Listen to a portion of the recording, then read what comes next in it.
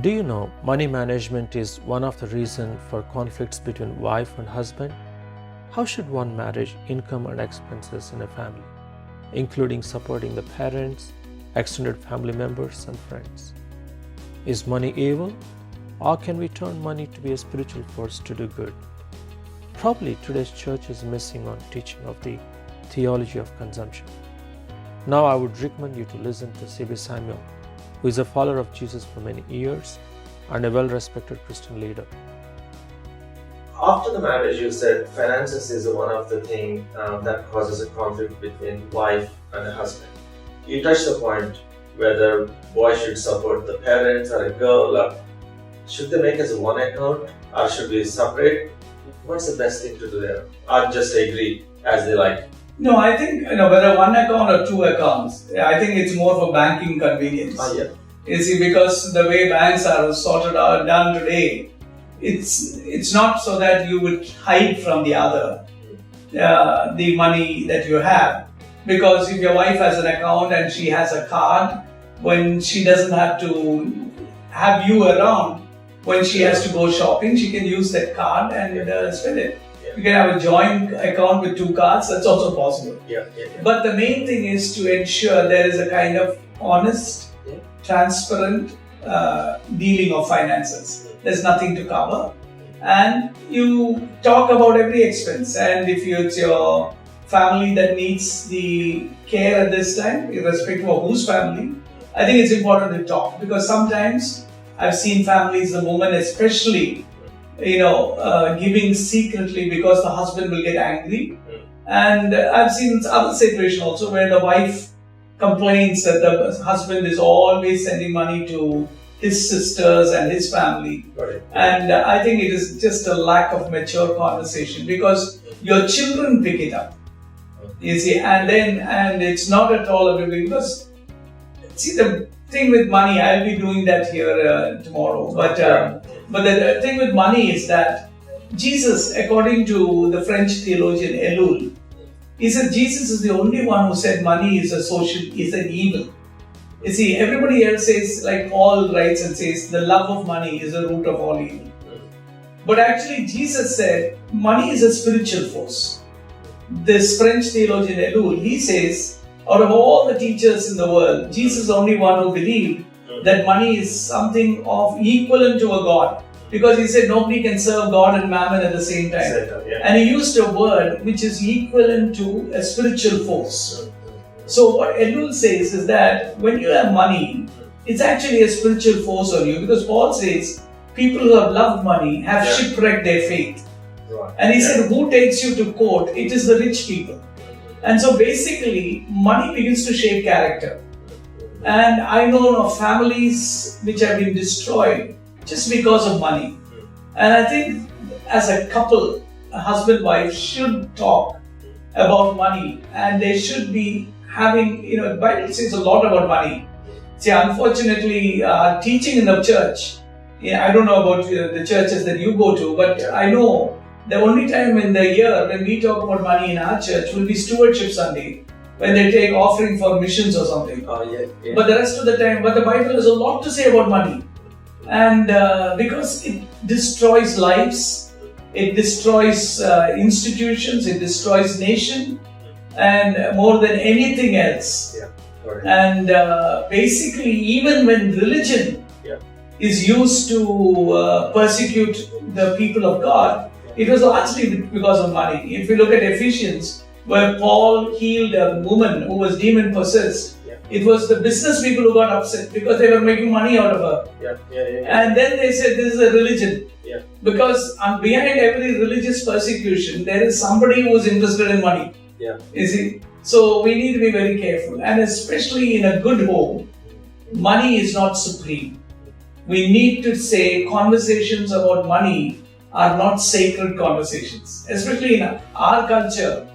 I don't know about here in Andhra Pradesh, but I know in Tamil Nadu, if we talk about money, they'll say this is not the place to talk about money. As though money has got a sacred place, no? And I think there's a culture that money is sacred. You can't talk about it anytime. I think at a home, we should make money a very casual matter. and openly discuss and transparently transact. You briefly touched one last thing I want to ask is the love of money. I know this economic development, wife, husband, work, there's a lot of money, and how do we as a followers of God be watchful and careful that we don't have that pride, or it's not taking away our jealous for the Lord? Yeah, I think again this is something that I'll be looking at tomorrow, but again, since this is a discussion which is not connected to tomorrow's conversation, what has happened over the years is that as a church, as Christians, we have been very strong on teaching on two areas on money. But I think we need to develop a third area. What we have been strong is how do we make wealth creation. We've got very clear teaching that you cannot make wealth in ways which are wrong. For instance, corrupt ways. Corruption is wrong. Or if you make money through means like immorality or robbery and murdering people, those are not acceptable. So as a church, we have had list of things, and of course this list is now looking better than what it looked 30 years ago, because when I was growing up, Christians will only go for government job or they will go for engineering or for medicine. So if somebody said, I want to go in to become a movie actor, this was all sin. And business, definitely. Any business. Any business. Christians don't go for business. Even if you do honestly. Also. But there's nothing called honest business, At least at that time they understood that these are all what bad occupations. Noble occupation is doctor, medicine, and secure occupation is government. So children were entered. Most Christians will go for this, teacher's job. But if somebody says, I want to be a businessman, there are two thoughts on it. And if you want to be something different, like you want to be an air hostess or things, they were never. Now the list has increased. But on the other hand, there are still things which you don't know, but don't do. So we have got a theology, I say, on wealth creation. Christians have talked about. Then there is a theology of distribution. 1/10 you give to a church. And if you have more than 10th, the New Testament is more than 10th. Tithe is Old Testament, beyond tithe. So the distribution also we appreciate. So if you are getting, let's say, 1 lakh a month, earlier when I was growing up, if you got 10,000, it was equal to 1 lakh. Now 1 lakh a month seems to be minimum for many people. And so what happens is that you make sure you get the money in a clean way and make sure you give God His share and have. Now this is all okay. But the problem is that after you made sure you get the money correctly and you made sure you're giving away what is appropriate to God, the money in hand is a large amount. 90% of it. Now, I think that is where the problem is. That is where we need to develop a theology. I call the theology of consumption. Enough is very important.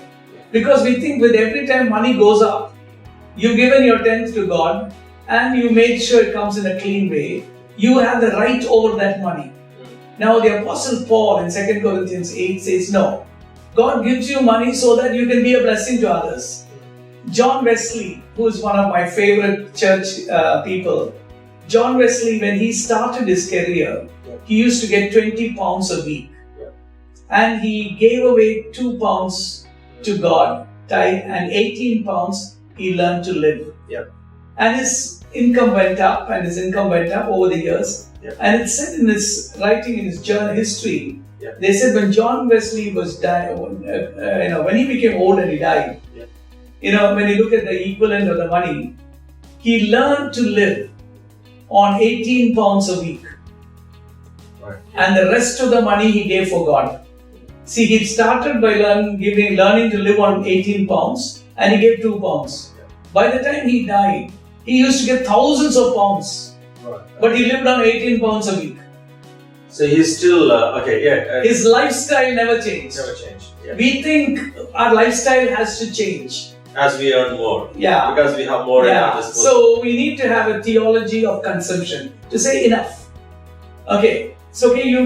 I would say, I tell my friends in the church, we need to do an audit of all that we have every year. And if you have not seen something which you have not used for a year, it's high time you give away. Jesus said, if you have 2 coats, give off.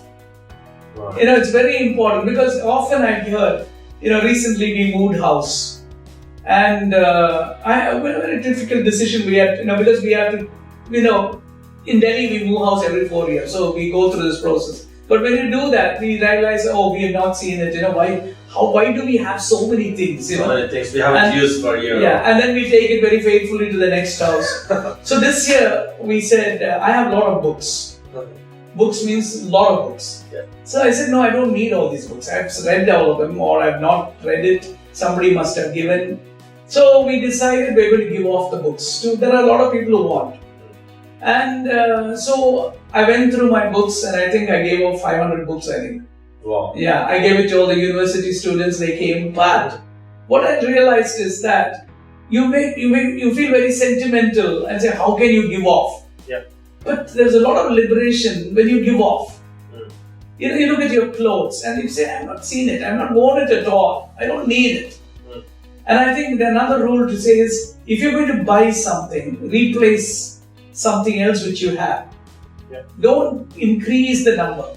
Just give it all. Yeah. So you need a new kurta or a new shirt. Buy it, there's nothing wrong. But on the other hand, make sure that you don't have more than 10 shirts. Yeah.